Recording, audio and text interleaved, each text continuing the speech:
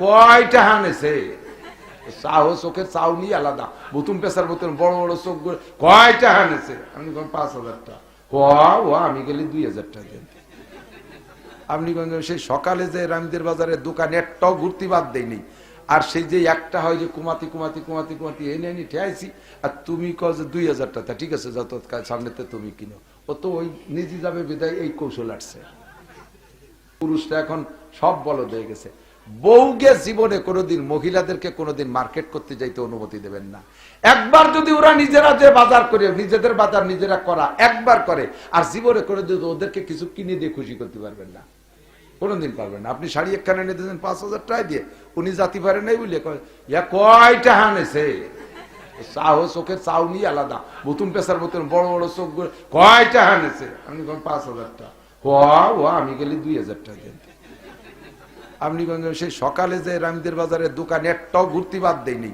আর সেই যে একটা হয় যে কুমাতি কুমাতি কুমাতি কুমাতি এনে এনে ঠেয়াইছি আর তুমি কও যে 2,000 টাকা ঠিক আছে যত সামনেতে তুমি কিনো ও তো ওই নিজে যাবে বিদায় এই কৌশল আসছে সামনে যাই দেবেন কিচ্ছু পছন্দ হবে না কিচ্ছু পছন্দ হবে না আমার মারা সাবধান তোমরা সাজ বানা তা না তোমাদের সাজের সাজ শরিয়াত আল্লাহ পাক নিজেই বলেছেন সাজবা কোন জায়গায় তোমাদের সাজনকে দেখাবা কোথায় ওয়ালা ইউবদিনা জিনাতাহুন্না ইল্লা লিবুলাতিহিন্না তোমার সাজন কোজন সব দেখাবা তোমার স্বামীকে তোমার স্বামী যদি 300 টাকা দামে শাড়ি কিনে দিয়ে তাই দেখে তৃপ্তি পায় বাস তুমি আলহামদুলিল্লাহ বলো পোশাকের একটা স্বভাব আছে দামি ভালো পোশাক পরে ঘরে থাকতে মনে চায় না পুরুষরাও দেখবেন দামি ভালো প্যান্ট ভালো শার্ট টাই পরবেন জুতো পরবেন এই পরে কি ঘরে দরজা বন্ধ বসে থাকতে মনে চায় খালি পোশাকে ঠেলে সোয়াল একটু মোড়ে চল এই মোড়ে যায় গোপাল বুড়ি মোড়ে দিয়ে হাঁটে আর ফাঁসা এরম মোড়ায় পাশতে পাশতে দূরে থেকে দেখছি শার্ট স্মার্ট ম্যান শার্ট পালো কোথায়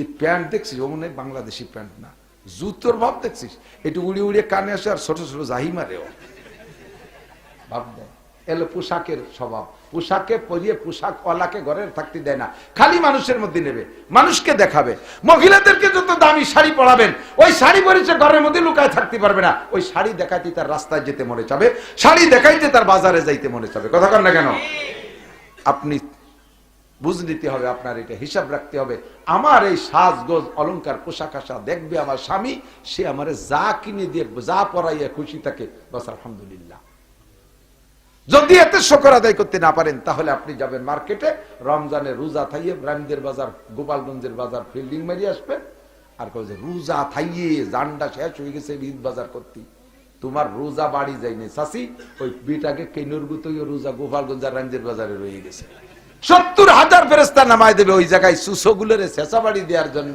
অফিকুল্লাইদিহিম শাউতুন সাবউনা যিরাম মিনান নার 70 গজ লম্বা একটা আগুনের লাঠি ফেরেশতাদের হাতে দেবে এই বুজদারি গুলোনের নাকে বড় ভাঙার জন্য যদি আল্লাহর হাতের ইফতারি খেতে হয় তাহলে এই রমজানের রোজা রাখবই ঈমানের সাথে সওয়াবের আশায় কথা বলেন ঈমানের সাথে সওয়াবের আশায় ঠিক না আল্লাহ নবী বলেন ইউজাদু ফিহি রিজকুল মুমিন রমজান মাসে মুমিনের রুজির বরকত বাড়ায় দেয় দেখেন এমনি সময় আমরা সন্ধ্যের সময় কি বা খাই হয়তো গোপালপুর মোড়ে যে একটা চা খান বিস্কুট টিস্কুট যারা বিড়ি খায় যারা পান খায় একটা পান খায় এর বেশি আর কি খায় রমজান মাস আসলে কি পরিমাণ খাই সেহরিতে ভালো খাই সন্ধ্যার ইফতারিতে কত আইটেম খাই আবার তারাবির নামাজ পড়ে এসে খাই কত খাই আল্লাহর রহমতে কোন থেকে আসে কেউ জানি না কোত্থেকে আসে কেউ জানি না আল্লাহ রুজির বরকত বাড়ায় দেয় আর এই খাওয়াটা খায় বেশি কারা বুঝদারিরা না রোজদারিরা যে বাড়ি 5 জন মানুষ আছে 4 জন রোজা থাকে ছোট ছেলেটা না বলে ওর বয়স 22-23 বছর ও রোজা থাকে না ওই দামলাটা রোজা থাকবে না এখন 4 জন রোজা রয়েছে ওইটা রোজা নাই ওর জন্য কি শেষ রাত্রি ভালো খাবার কিছু তো এই 4 জনের যতক্ষণ কুল হয়েছে গুদম লোড দিয়ে খাইয়ে এবারে ওই বিলেতি খার মতো ডিসির মধ্যে যা রয়েছে হলে তুই চলে আসছে ডায়েও নাই সুসই মেরিটেরি চলে গেছে সকালবেলা সবাই ওরা তো নামাজ পড়ে ঘুমাইছে 9টার দিকে উডা উঠছে কয় মা খাবার কোয়ানে হ্যাঁ শয়তান কথা কইছে ওখানে যে দেখ যা আছে খা যে দেয় যেন ভাঙ্গা সুরা মা এই খাবো কথা মোটা কবি না যা আছে তাই খা ভয়তে ভয়তে দমক খায় যা আছে তাই ঠান্ডা বান্তা খাইয়ে দুবার মতো মুখ বেজারে রেখেছে মা আন কি খাবো কয়টা গুড় দেশে ডুড়ুম খা দুবার ওর জন্য ভাত মা 4টে গরম ভাত আনবা না কয় এই শয়তান বেরোজদারের জন্য ভাত রান্ধে আমি জাহান্নামে যাবো কথা কইছে 4টে উড়ুম খা মুড়ি আমাকে দিয়ে গুড়ুম কয় না উড়ুম গলি মজা লাগে দুপুর বেলা গুড় দিয়ে 4টে উড়ুম খাইছে সন্ধ্যের সময় ওনরা তো 22 প্রকারের নিয়ে বসে এক একজনে সাজাই গুজাইয়া ওরে খাতি দেবে না বুঝলে একেবারে আজানের 5-6 মিনিট আগে কয় গরুর ঘরে গোলি দরজা দে, গোলি দরজা দিতে পাঠাইছে, ওইটা দিয়েও তাড়াতাড়ি কাজ করতেছে যাতে ইফতারিটি অ্যাটেন্ড করতে পারে। এরপর মুরগির ঘরে দরজা দে, তা দিয়ে আর বড় আজান দেয় না, সে কয়ে যা কয়েল নিয়ে আগে গোপালপুরির মোড়ে, ওই কয়েল আনতে পাঠাইছে, অর্ধেক হতে আসছে আজান দিয়েছে, ইন্দ্র দমাদম বাজিয়ে দিয়েছে। ওই সে কয় মা কি আছে, কয় সাইডে ঝুলা মুড়ি আছে খা। রাইতে খাবার ভাত তো রান্না রয়েছে তৈরি থেকে, মা আমি কি ভাত আগে খাবো, আমি তো সহ্য করতে পারতেছি না। এ শয়তান রোজাদার আগে আড়িতে ভাতের আড়িতে হাত দিবি না, সে জায়গা হাত দেওয়া নিষেধ। এই কয়জন খাইয়ে দিয়ে শেষে যা থাকে তাই, ও কয়েক আমিও কালকে রোজা থাকবো। তোমরা যে পার্সিয়ালিটি হরো এই জুলুম সহ্য হয় না। এই পরের দিনই রোজা রাত শুরু হচ্ছে, এই রোজা কি ইমানের সাথে না খাবারের লোভে? এই রোজা হবে না। সাবালেক যারা সাবালেক প্রস্তুতি নেন, আমরা রোজা রাখবই। বলেন দুনিয়ায় যত খাবার খাইছেন ইফতারির চাইতে মজাদার খাবার খাইছেন? রাজার বাড়ি আমি খাইছি, বাংলাদেশের প্রেসিডেন্টের বাড়ি আমি খাইছি। 19 সালে হজেন এসে আমাদের একটা প্যাকেজ ওলামায়ে কেরামদের, সে সময় প্রেসিডেন্ট আব্দুল হামিদ সাহেবের বাসায় আমাদের রাতের খানা ছিল। কোনো তাই ওই রকম মজা হয় না। ইফতারির সময় সোলা মরিতে যে স্বাদ, দাপড়া দুবড়ো খেসড়ি মেসড়ি খুদ ফুটনু আটার জাউমা যা দি দই দিয়ে এক করে খায়, মনে করছে ডিশ ধরে ফেটের মধ্যে দিয়ে দিই, ঠিক না? এই জন্য হযরত আলী বলেন লিসাইবে ফারহাতান, হুজুরের হাদিস, রোজাদারের দুইটা খুশি, কয়টা? ফারহাতুন ইনদা লিকায়ে রাব্বিহিম, একটা হলো প্রথম বলছে আল্লাহ তাআলা মুখে উঠে খাওয়াবে, ওই দিনের খুশির তুলনায় খুশি হয় না। আরেকটা হলো খুশি ফারহাতুন ইনদা ফিতরিহিম, প্রত্যেকদিন ইফতারির সময় যে মজা, এই তো খাবো, এই তো খাবো, এই তো। আর বুড়োরা জিজ্ঞেস করে ও বাবা কয় মিনিট আছে ইমাম সাহেব মুয়াজ্জিন সাহেব? কাকার কথা কই না 4 মিনিট আছে। পুর 4 মিনিট মধ্যে শেষই হয় না।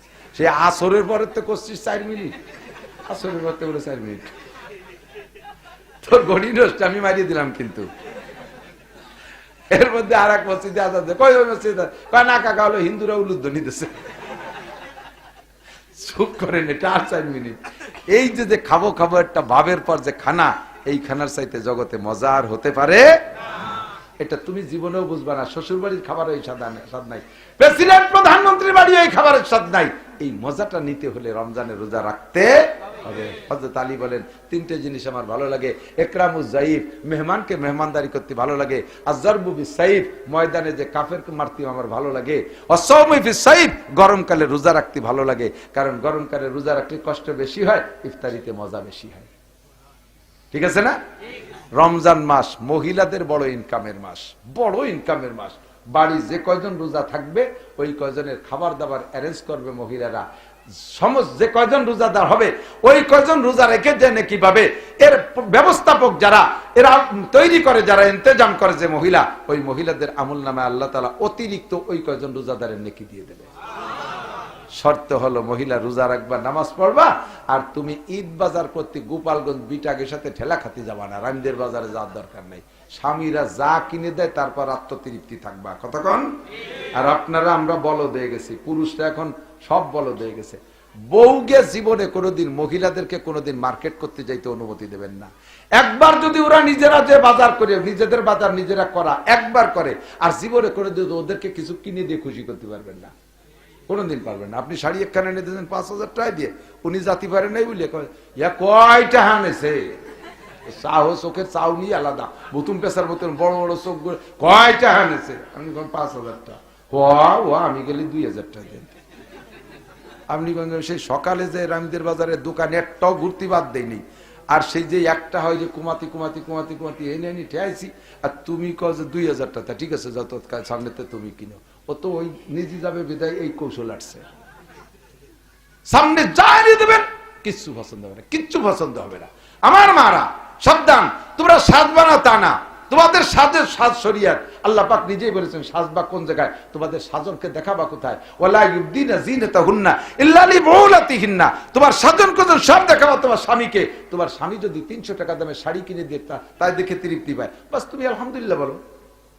পোশাকের একটা স্বভাব আছে, দামি ভালো পোশাক পরে ঘরে থাকতে মনে চায় না। পুরুষরাও দেখবেন দামি ভালো প্যান্ট, ভালো শার্ট, টাই পরবেন, জুতো পরবেন, এরপরে কি ঘরে দরজা বন্ধ বসে থাকতে মনে চায়?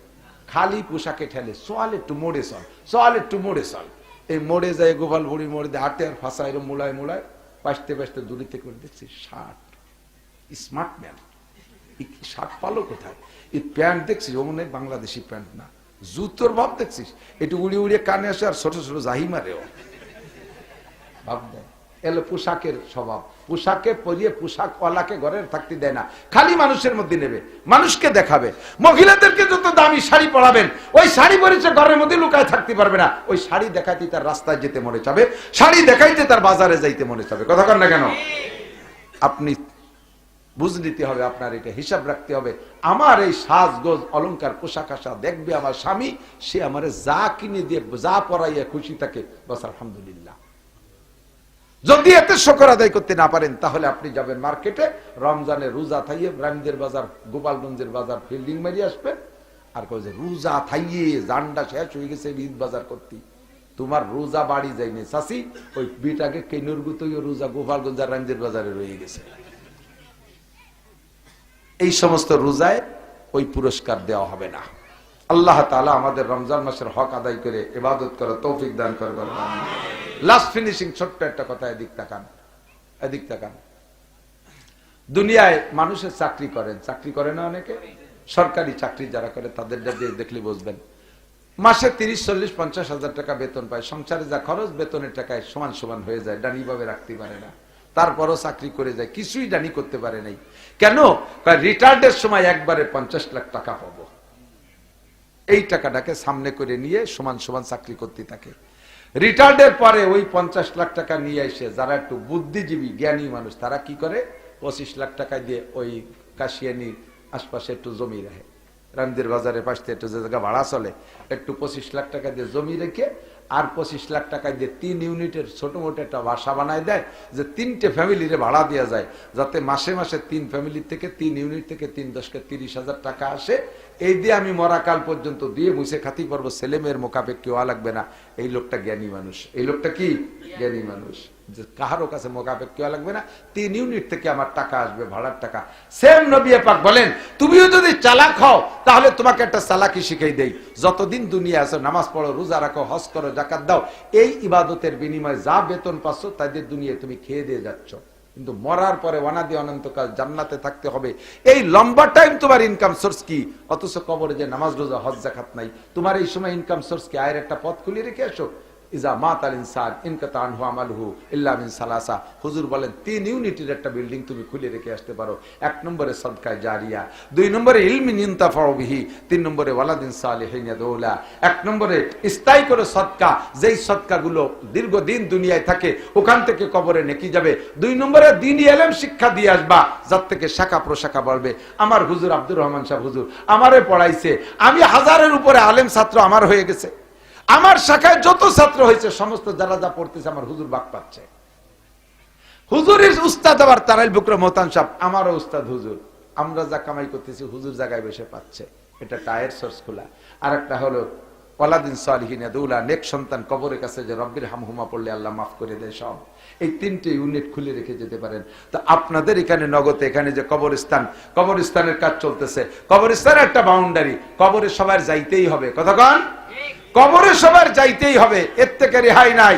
এই কবরস্থানটা পরিবেশ যদি সুন্দর হয় তাহলে ভালো মানুষরাই সেখানে জিয়ারত করে, দোয়া কালাম পড়বে, একটু রব্বির হামহুমা পড়বে, কোনো কালেকশনের ফিকির নাই, দিক থেকে দোয়া হবে, এক্ষুনি দোয়া হবে।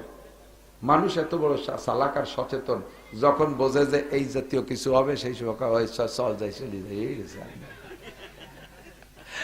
আপনি যা আমার কামাই করছেন ও তো খাইয়ে দিয়ে শেষ, তাহলে 3টে ইউনিটের একটা ইউনিট হলে তো খুলে রেখে যা দরকার।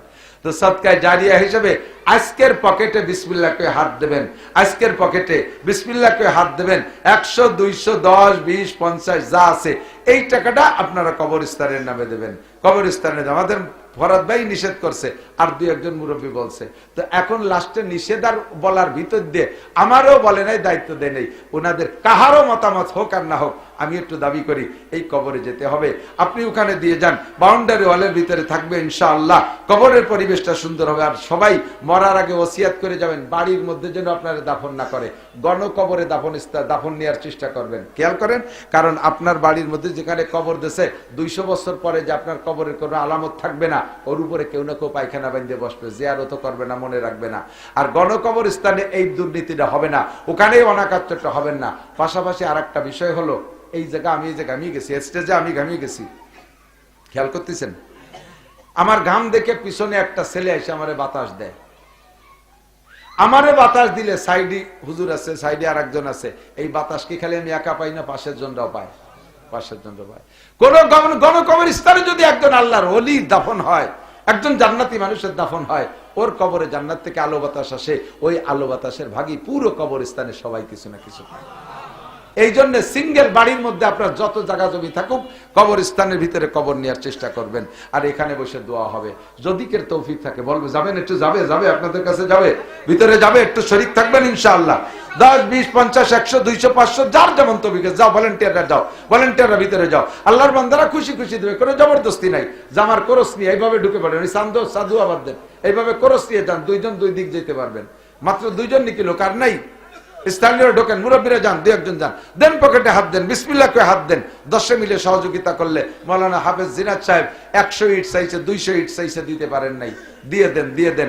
জায়গা জমি সব পেলেই কবরেই চলে যেতে হবে। কাজেই কি রেখে যাবেন, কেন রেখে যাবেন, কার জন্য রেখে যাবেন? যেই ছেলেমেয়ের জন্য রেখে যাবেন, তারা ওই সম্পদ বিক্রি করে, সম্পদকে নষ্ট করে গুনাহ কামাই করবে, তার চেয়ে আপনি জায়গা মতো কিছু জমা রেখে যান, দেন বিসমিল্লাহ করে দিয়ে দেন।